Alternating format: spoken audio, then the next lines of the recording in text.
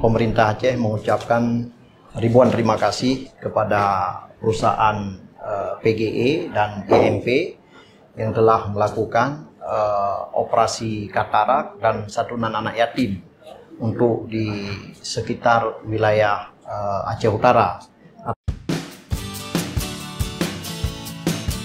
Wakil Gubernur Aceh Haji Fadlullah membuka kegiatan bakti sosial operasi katarak di Kabupaten Aceh Utara pada Kamis 8 Mei 2025.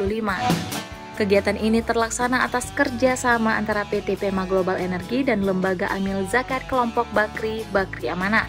Selain operasi katarak, kegiatan sosial ini juga meliputi pemberian santunan bagi anak yatim di wilayah sekitar. Operasi katarak ini akan dilakukan secara bertahap dan menyasar puluhan warga dari masyarakat sekitar yang membutuhkan.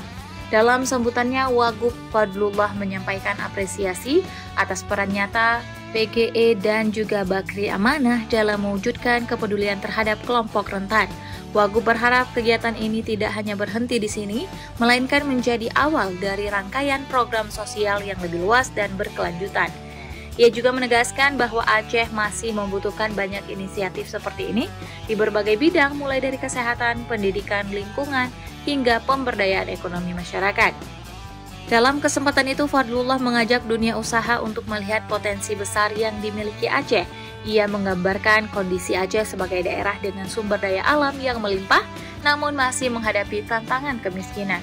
Ia juga menyampaikan bahwa Aceh adalah daerah yang aman dan terbuka bagi investasi. Pemerintah membuka pintu selebar-lebarnya bagi para investor yang ingin berkontribusi. Kami dari pemerintah Aceh sangat mendukung apapun yang IMP lakukan, apapun yang PGE lakukan saat ini. Kami selalu memberikan dukungan penuh. Wagub juga menitipkan harapan agar kelompok Bakri dapat memberikan dukungan lebih jauh seperti dalam bentuk beasiswa pendidikan ke luar negeri. Sementara itu, Dewan Pembina Yayasan Bakri Amanah Gebi Bakri menyebut bahwa kegiatan ini merupakan wujud dari konsistensi Bakri Amanah dalam menjalankan program sosial selama lebih dari 1 dekade. Gebi mengatakan, kami berkomitmen untuk terus hadir dalam kegiatan sosial yang berkelanjutan.